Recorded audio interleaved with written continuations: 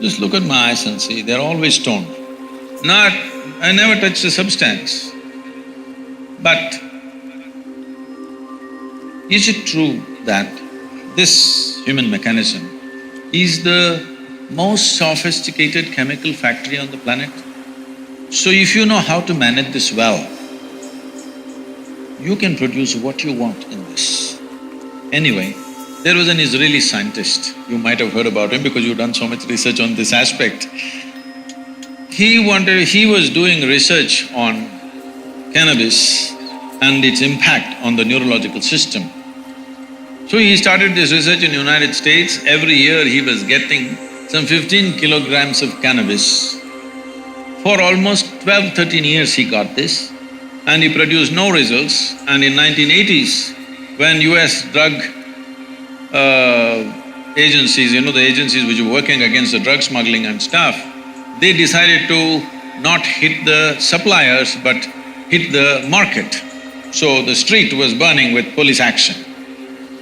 At that time, the police and the agencies said, this guy is getting 13 kilograms per year. We have not seen any paper from him, it must stop. So they stopped. Then he moved to Israel and he showed what he has done and they supplied marijuana for him as much as he wants. In about 4.5 years, he came up with this. He said, there are millions of cannabis receptors in our brain. But why? So he threw this information to all kinds of scientific disciplines to find out why in human brain there are millions of cannabis receptors. Well, naturally the anthropologist said maybe at some time the whole humanity was smoking. But that's not possible because many parts of the world it doesn't exist. But even there, they have. After many things, many funny things happened around the world in this context, then the neurologists came up with this and said, the brain is expecting that you will produce cannabis within the system.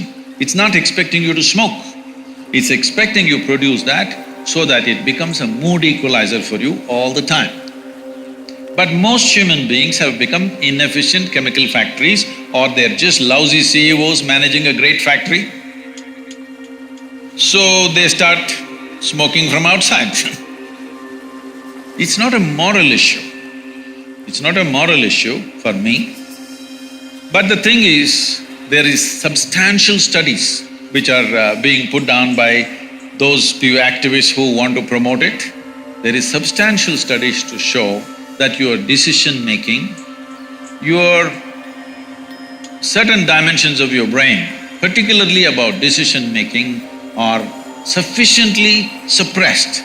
If you smoke marijuana for 30 days, this will last for 4 to 5 years. Your decision-making is clearly affected. With that kind of mind, with that kind of a brain, if you enter the court and I'm putting my life in your hands, I don't want a cannabis-smoking lawyer for me. I don't want a cannabis-smoking surgeon to work upon me. If he's just smoking on the street corner, not doing anything to anybody, it's his problem.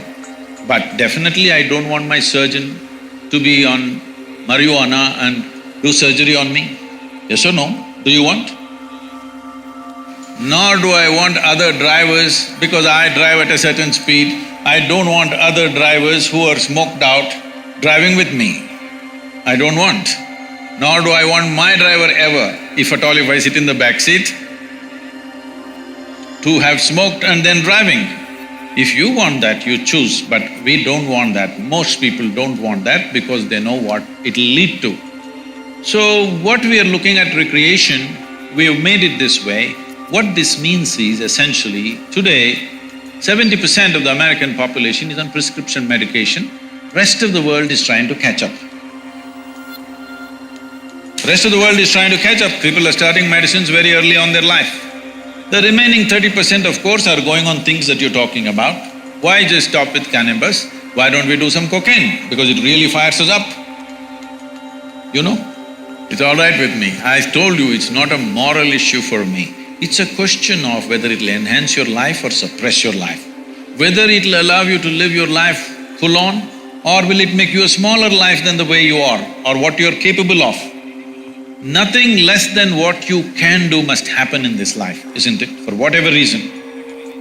Either because of your attitudes or your stress or your drug or for whatever reason, you should not become a human being less than what you could be. You must maximize this life because all you have in this life is how intense and profound is your experience of life, that's all there is. And half the time if you're dazed out, you will miss that possibility. But if you come to me, I can teach you a way. Simply you can sit here and be stoned out. Every day in the morning I can show you millions of people who close their eyes, tears of ecstasy dripping, because there is a way. There is a way to activate this system because there's no more complex chemistry on the planet than this one. Yes or no? Do you agree with me? When everything is here, it's best to learn to use this. If we invest some time early on in your life, very effortlessly you can get here. Instead of that, if you take external inputs, we know all the negative impacts of it. When human being is in a certain state of experience, the human system itself produces the necessary chemicals for which it is waiting. So, these millions of cannabis receptors are waiting for you to produce it. Those who could not produce it, they try to put it from outside and damage the system. Look at me, I'm always blissed out. Look into my eyes and see I'm stoned. Never been on a substance, but always stoned. Because the very system does this. So, in India there's been enormous, in the yogic systems, there's enormous focus on the pineal gland, you know? The pineal gland. For a long time, the modern medicine almost ignored it. They said, there are so many things in this body which we are not bothered about, it's because it's not concerned about day-to-day health situations. Today, the maximum that they have come to is, they are beginning to say the secretions of the pineal gland, if they're on, if they're active, there will be no mood swings in you. That's not the point. There is a whole system of yoga to activate the pineal gland. If you activate this and if it generates sufficient amount of secretion, you will be ecstatic every moment of your life. Simply every cell in your body will be bursting all the time. Now when you're like this, if you eat, if you don't eat, if you sleep, if you don't sleep, nothing matters because you're blissed out.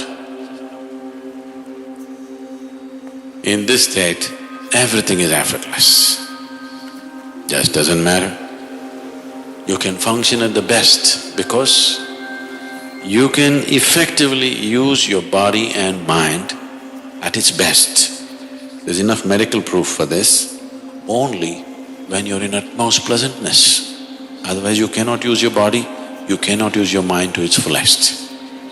Both this body and this mind you can explore the full potential of what it is only when you are in a sustained level of pleasantness within you. Otherwise you are a damn issue by yourself. All the time you are an issue by yourself. It doesn't work. So, whatever the effort that human being is making, whether he goes to the temple, goes to the bar, wants to go to heaven, this is a whole effort, isn't it? Isn't this a whole effort? He wants something larger than what is happening now to happen to him. Isn't it so? Isn't that the reason why he is drinking, why he is praying, why he is drugging and why he thinks he wants to go to heaven? He wants something more to happen, isn't it? Look at this simply. Something more will happen only if your perception is enhanced, not otherwise. Is that so? So the whole system of yoga is only focused towards enhancing your perception. If your perception is enhanced, something more, you don't have to look for it. It is happening in such proportions You have to learn to handle it. Big things will happen.